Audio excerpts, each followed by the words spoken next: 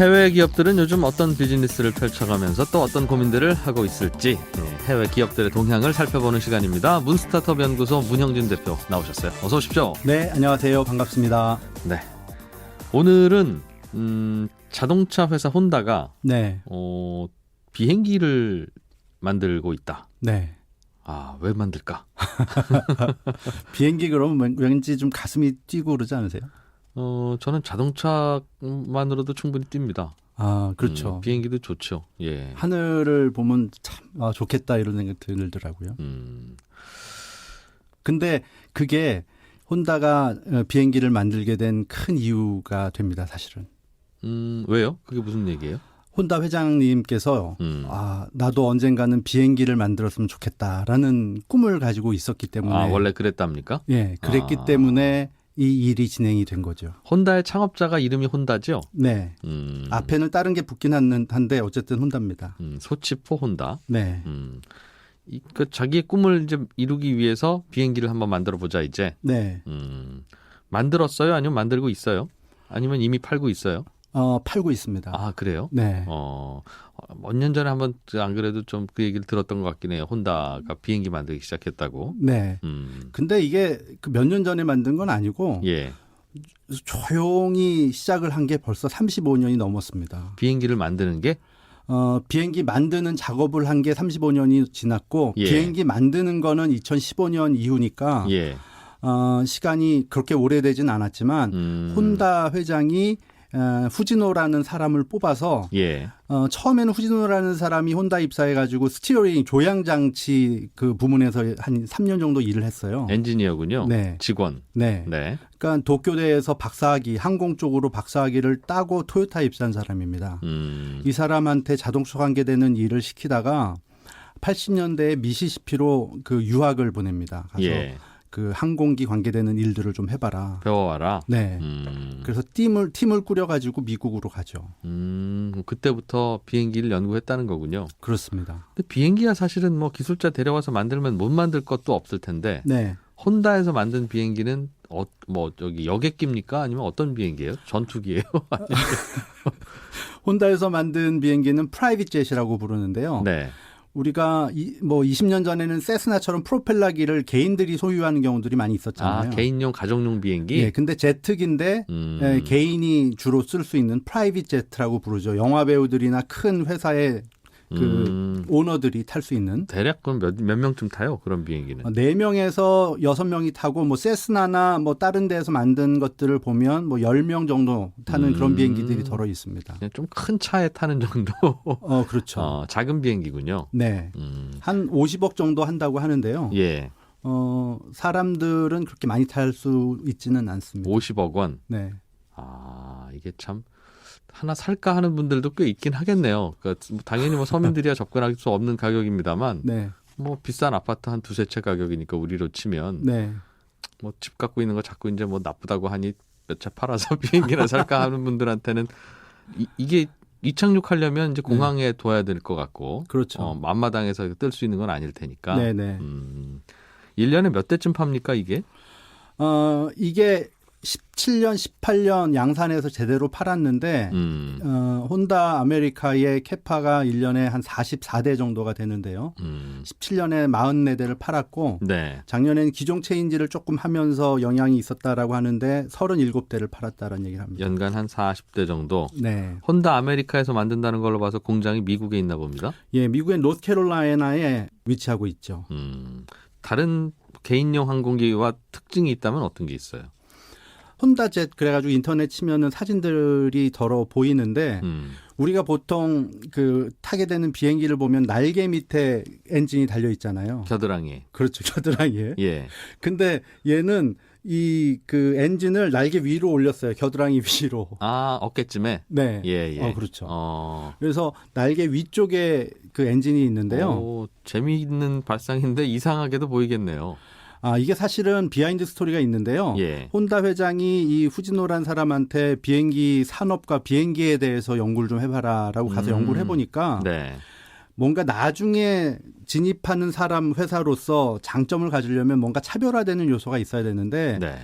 공기역학적인 관점들을 합해 보니까 엔진을 날개 위로 올리다 보면 소음도 줄일 수 있고 연료 효율도 개선할 수 있습니다. 그래서 그 날개가 위치가 다른 그 사진을 가지고 회장님한테 보고를 드리고 회장님의 승인을 받고 공식적으로 이 프로젝트가 시작이 된 거죠. 그런데 실제로도 날개 위쪽에다가 엔진을 달았더니 네. 좀 더 낫더라. 그렇습니다. 전문가들이 시승을 해본 동영상들이 많이 있는데 얘기를 들어보면 예. 상대적으로 조금 더 조용하네. 그리고 연료 효율도 한 20-30% 낮다라는 얘기들을 좋다. 합니다. 예. 그럼 다들 어깨 위로 올리겠네요, 이제. 비행기 만들 때마다.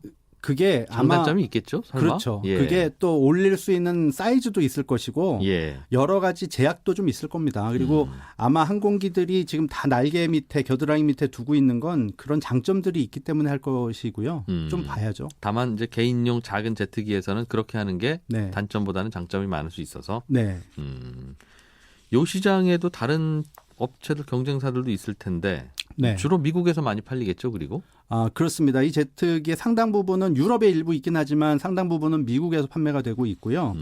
그 다음에 이제 그 어느 기자가 이 후지노 사장한테 당신 일본에서 왔는데 일본에는 안 팝니까? 라고 얘기를 했더니 최근에 일본에 몇 대 팔기는 했습니다. 그렇지만 일본은 사람들이 기차 타고 다니고 또 비행기도 그냥 그 전기 노선들이 많아서 예. 사람들이 개인 제트 비행기 이런 거에 대한 개념이 별로 없습니다. 그래서 우리가 그런 개념을 설명을 드려보고 있습니다. 이런 얘기를 하더라고요. 주로 시장은 미국에 있고. 네. 그럼 독자 기술로 다 만들었어요, 이건? 비행기 뭐 어려운 기술인지 아닌지를 전 잘 몰라서. 사실 어려운 기술이죠. 진입 장벽이 높고요. 예. 제가 아는 비행기 부품을 만드는 회사 사장이 한 분 계시는데 비행기 부품에 대한 그 난이도는 자동차 부품이 10이라고 하면 100 내지는 1000이라고 봐야 된다. 왜냐하면 자동차는 문제가 있어도 그냥 쓰면 되는데 비행기는 가다가 문제가 생기면 쓸 수가 없잖아요. 굉장히 정교하고 엄격해야 되는군요. 네. 그래서 부품 관리하는 것도 10배, 100배 또 로켓은 더하다고 하는데 예. 그렇게 까다롭게 관리를 하고 가격도 굉장히 상대적으로 비쌀 수밖에 없다라는 얘기를 합니다. 그렇군요. 다른 자동차 회사들 중에도 혼다처럼 비행기 만드는 데들이 좀 있습니까? 그렇죠. 우리가 사실은 잘 몰라서 그러는데 우리가 자동차나 항공 이런 쪽에 스터디를 조금 해보면 재미있는 스토리들이 좀 있습니다. 우리가 잘 아는 포드 자동차가 네. 자동차는 처음에서 내연기관은 독일에서 개발했다라고 하지만 대량 생산을 성공한 거는 포드잖아요. T 모델로. 네. 이 포드에서 어느 순간 이 포드 회장이 필이 꽂혀가지고 비행기를 좀 만들어 보면 어떨까. 그래서 비행기를 만들었어요. 네. 만들다가 잘 만들고 있는 스타우트라는 회사를 또 인수를 합니다. 그게 언제적 일이에요? 그게 1920년대 그러니까 옛날 얘기입니다. 예. 네. 그래서 포드에서 비행기를 만들어 가지고 주변 도시로 운영도 합니다. 그 당시에. 네. 어쨌든 포드는 자동차를 만들었던 것처럼 비행기도 대량 생산을 하면 큰 돈을 벌 수 있고 사람들에게 도움이 되겠다라고 해서 공장을 짓습니다. 아하. 디트로이트에다가. 예. 근데 문제는 T모델처럼 큰 비행기를 이렇게 딱딱 만들어내는데 그렇게 팔 수 있는 데가 없는 거예요. 대량 생산은 가능하나 네. 그런 체계로 바꿔봐야 수요가 그리 많지 않으니. 당시에는. 대량 수요가 없으니. 네. 그래서 그때 공장을 만들었다가 공장을 접습니다. 그렇군요. 예. 가끔 자동차 회사들이 이렇게 네. 굳이 수요가 있을까 싶은 곳에 도전하는 경우가 있어요. 네. 예를 들면 뭐 스포츠카, 네. 슈퍼카 같은 거, 내지는 또 어디 뭐 경주 아프리카 횡단 경주 대회도 나가기도 하고, 그렇죠. 또 그거에서 이기려고 뭐 저 연구팀을 거기에 매달리게 하고, 네. 그거 이겨봐야 그게 무슨 의미가 있길래 그러나 싶긴 하지만 그렇게 고성능 자동차라든가 네. 항공기를 만들 수 있는 회사라는 이미지는 그 회사가 만든 일반 보통차를 네. 팔 때도 프리미엄을 부여할 수 있도록. 그렇죠. 그리고 또 하나는 그렇게 하면서 기술이 축적이 되잖아요. 네. 그러니까 우리가 재밌는 현상들을 많이 볼 수 있는데 어떤 차 회사에서 아주 고급 모델을 만들면 거기에 굉장히 뛰어난 기술들이 적용이 됩니다. 예. 근데 조금 지나면 그러한 적용됐던 기술들이 중저가 가격이 싼 차에도 적용되는 것들을 볼 수가 있거든요. 그래서. 네.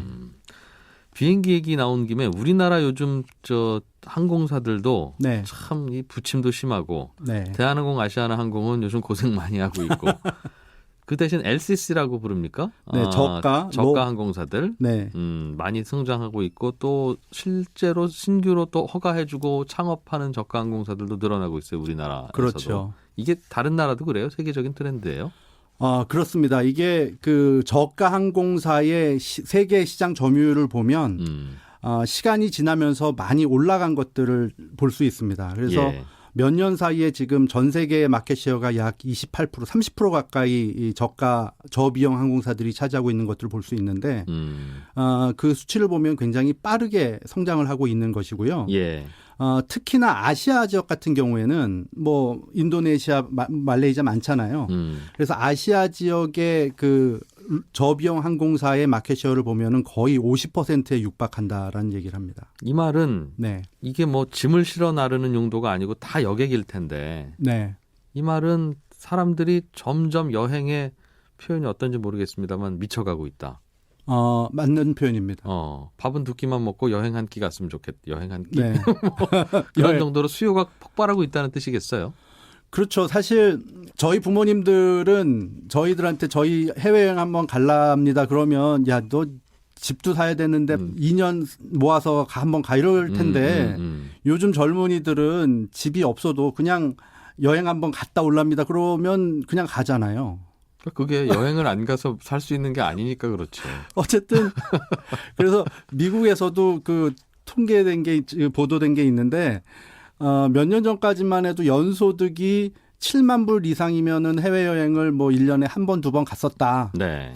근데 뭐 최근 몇 년 사이에는 베이비 부머들이 이제 성장하면서 연소득이 그 7만 불의 반이 안 돼도 1년에 4-5번 여행을 간다. 이런 보도 자료도 있습니다. 이제 최근에 태어나서 자라고 성인이 된 세대들의 가치관이 다르다 보니까 네. 산업도 이렇게 바뀌고 있는. 그렇죠. 그러니까 여행 가는 게 좋은데 어쨌든 많이 가는 거예요. 옛날보다. 네. 그러니까 이 젊은이들이 많이 가는데 굉장히 매력적이잖아요. 그 일본까지 가는데 옛날에는 50만 원이었는데 지금은 잘만 타이밍만 고르면 20만 원이고 15만 원도 있고 뭐 이런 거니까요. 가끔씩 영화나 때도 나오기도 해요. 네. 그러니까 젊은이들이 아주 좋아하는 거죠. 예. 저비용 항공사는 이게 언제부터 생기기 시작했죠? 이게 사실은 굉장히 오래된 겁니다. 저비용사의 원조로 돌아가면 원조를 찾아보면 미국의 사우스웨스트 에어라인이 1971년에 설립이 됐거든요. 네. 그러니까 그때까지만 해도 뭐 델타나 노스웨스트나 레거시라고 하는 전통적인 항공사들이 그 뉴욕에서 LA까지 7시간 날아가던 것을 네. 여러분들 싸게 가게 해드릴 테니까 제 거 타실래요 하면서 중간에 솔트레이크 시티, 달라스 이렇게 한 번씩 쓰면서 사람들을 더 태우면서 반값에 드릴게요. 이런 식으로 프로모션을 했죠. 노선을 조정하거나 네. 아니면 뭐 기내 서비스를 좀 줄이거나 아니면 조금 싼 공항을 들러서 가거나. 근데 사람들이 그걸 좋아했어요. 뭐 인건비도 한두 명 줄이면 네. 뭐 부르면 한참 있다 오긴 하지만 그것도 받아들이고. 그렇죠. 그래서 사우스웨스트 에어라인에서는 여러 가지를 획기적으로 했는데 아직도 그걸 유지하고 있는데요. 유명하죠. 예를 들면 우리는 그 비행기 탈 때 티켓의 자리를 다 인쇄받는데 예. 거기는 그 여러 번 쓰기도 하지만 먼저 온 순서대로 빨간 플라스틱 티켓, 노란 플라스틱 티켓 이런 식으로 나눠줘요. 자리를 네. 배정을 안 해주고. 그러고 비행기 탈 때 되면은 줄을 쓰세요 하는데 빨간 티켓 먼저 쓰세요, 노란 티켓 먼저 쓰세요 하면 사람들이 대부분 빨리 와요. 좋은 자리에 앉으려고. 그러니까 출발도 빨리빨리 할 수 있고 연착도 그렇죠. 좀 덜 되고 네. 자기 자리 찾느라고 통로 막고 있지도 않고. 그렇죠. 그리고 비행기가 한 곳에 멀리 날아가지 않고 중간에 여기저기를 멈추니까 스튜어디스나 스튜어드들도 손님들한테 재미를 주기 위해서 네. 펀이라는 요소가 거기서부터 시작이 된 겁니다. 원가는 안 드는 거지만. 그렇죠. 그래서 예를 들면 사우스웨스트 에어라인 승무원들은 그 다른 항공사들이 다 양복처럼 입을 때 거기는 반바지 입고 나와가지고 막 노래를 하고 막 그랬거든요. 제가 사우스웨스트 에어라인 항공사 직원이 그 안전벨트 매세하는 거를 랩으로 하는 걸 잠깐 한번 들려드릴게요. 예. 박수 치세요 하는 얘기를 하고요. 그러면 승객들이 박수를 칩니다. way. The flight attendants on board serving you today. Teresa in the middle, David in the back. My name is David and I'm here to tell you that. Shortly after takeoff, first things first, there's soft drinks and coffee to quench your thirst. But if you want another kind of drink, then just holler. Alcoholic beverages will be $4. If a Monster Energy drink is your plan, that'll be $3 and you get the whole can. We won't take your cash, you gotta pay with plastic. If you have a coupon, then that's fantastic. We know you're ready to get to new places. 가사는 어떤 내용들이에요? 예, 이 가사를 보면 웃는 대로 앉으십시오. 그 다음에 콜라는 $4고 플라스틱 카드만 받으니까 현금 내지 마세요. 아하. 문제가 생겨서 탈출할 땐 서로 도와줘야 됩니다. 예.